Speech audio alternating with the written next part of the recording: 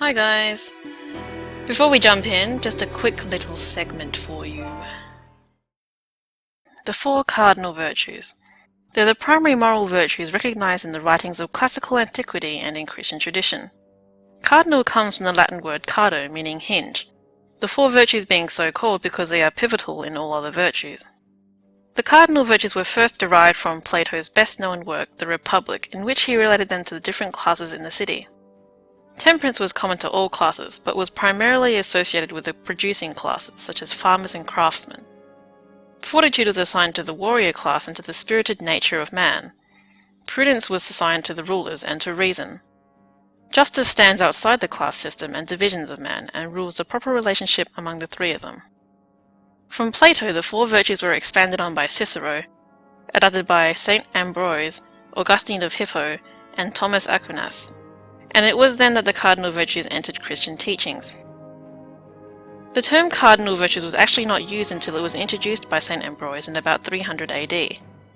Unlike the three theological virtues, which the Christian Church believed were virtues not natural to man in his fallen state, unless you were baptized into the Church, the four cardinal virtues were considered to be equally important to all people, whether or not they were Christian.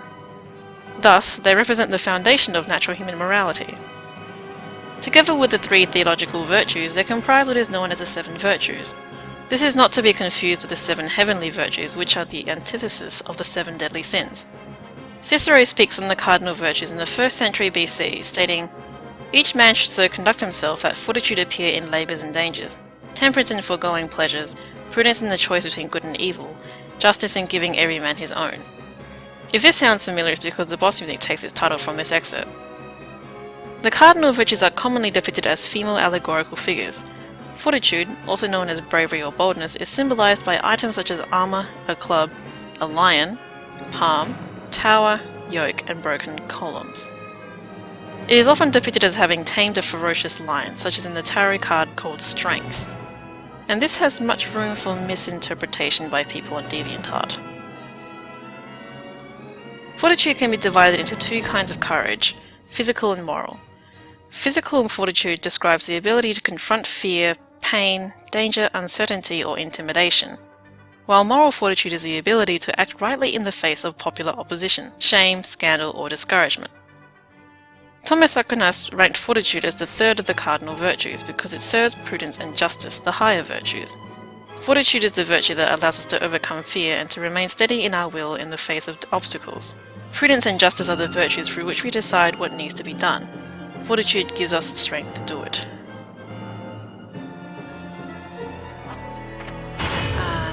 Don't you guys love Gustav Holst? So we have here PS3 versus 360. As you all should know, the 360 version is superior in every way, but I figured it's gotta be seen to be believed. And yeah, I have been maintaining the PS3 version is perfectly playable, but in comparison to 360, yeah, it doesn't look so great. Anyway, a couple of things about that information section I just really want to clarify. It's not pronounced Aquinas, it's pronounced Aquinas. It's Thomas Aquinas. So yeah, just want to get that out there, guys. I'm sure anyway, you'll be more than boss fight cutscenes. They all have lollipops in them. And that's because Hideki Kamiya, wonderful director that he is, decides almost at the last minute to give the cutscene dude, "Hey, put some lollipops in these cutscenes, I want them in there." So they're there. And what you can do with them is, before you actually see them on screen, if you press a face button, you can change them. By default, they're the bloody rose lollipops, I think now? The red ones. But in this case, we've changed it to a yellow one. I hit Y for that on the Xbox, or on the PS3, you hit square. It's supposed to correspond to the colour of the face buttons, but obviously the PS3 and Xbox One buttons are a little bit different. But yes, the yellow lollipop. What does it do?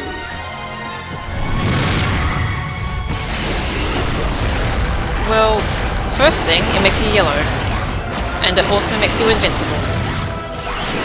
So right now he can't hit us at all, and it's personally to me the yellow lollipop is probably the most useful lollipop apart from the healing ones. So we got a small lollipop. Small lollipops give you, I think it's half a minute of invincibility.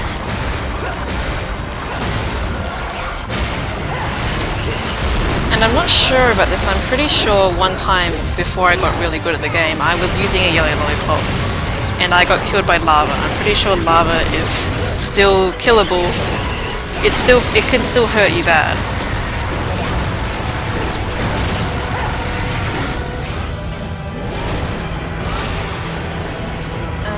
What else about yellow lollipops?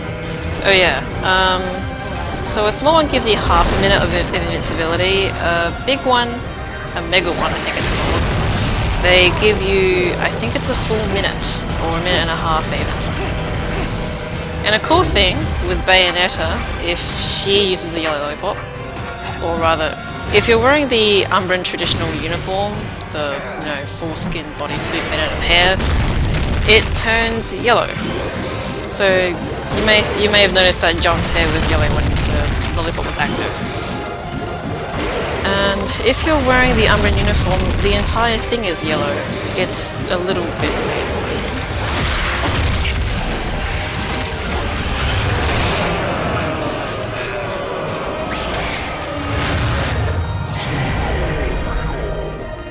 So, one thing about these cutscene lollipops, if you actually activate them, activate being that you press the face button before you see them, they get used instantly, they don't get added to your inventory. Yeah, they get used instantly, and the best thing about using them in any cutscene really is that they don't get counted at the end in the summary screen. So you can use that one small lollipop of whatever and it won't get counted. It's pretty nice. Not that I've abused it or anything. Also, I'm not sure why I chose to show off Sergei's lover here, because their movements don't mirror Wicked Weave, so why did I bother? Seriously. Oh yes. I was taunting there, and if I hadn't pressed the shoot button, she would have kept on taunting while slowly falling down. Not sure why that is.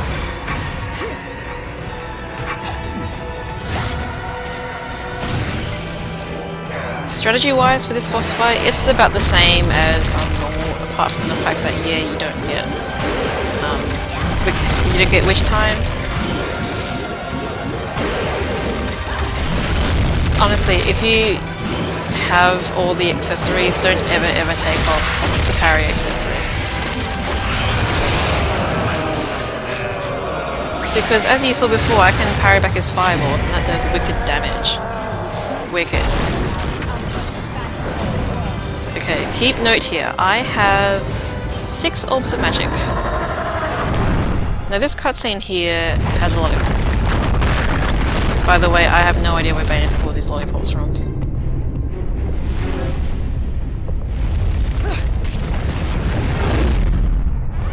Oh yeah, it's a purple lollipop.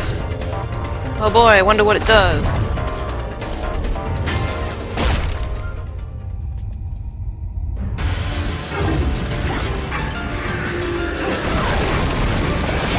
Okay, what a small purple lollipop is supposed to do, it's supposed to give you 4 orbs of magic, and for some reason, I am not sure why, maybe it's a special cutscene thing, it gave me 6. So, there you go. It might have given me 8. By the way, a large purple lollipop, it gives you 8 orbs of magic. But in my opinion, the purple lollipop is probably the most useless one, because earning magic is very, very easy, and if you just shoot a couple of pots or whatever, you'll find some magic eventually.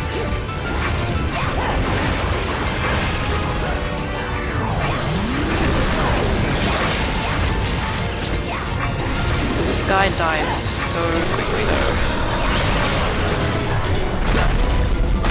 By the way, I'm not too sure if I really wanted to record each boss fight again on non-stop because, as I said, strategies are pretty much the same. Give me some sort of indication whether you want to see boss fights again because, yeah, it will save me some trouble and it will cut down on my update schedule by 3 videos.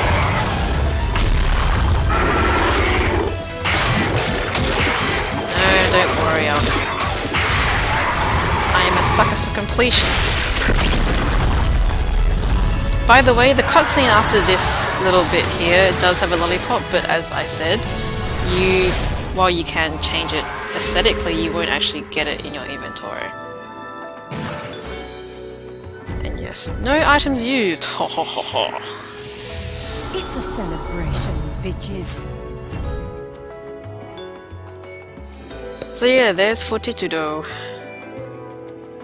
in Labours and Dangers. And yes, the boss music is actually called In Labours and Dangers. These guys thought of everything. And I don't know about you guys, but I am kind of excited about this next chapter. Excited and, for one, glad that I have already finished recording it. This one is a bitch. Hardest Alfheim ever. I'll see you guys next time.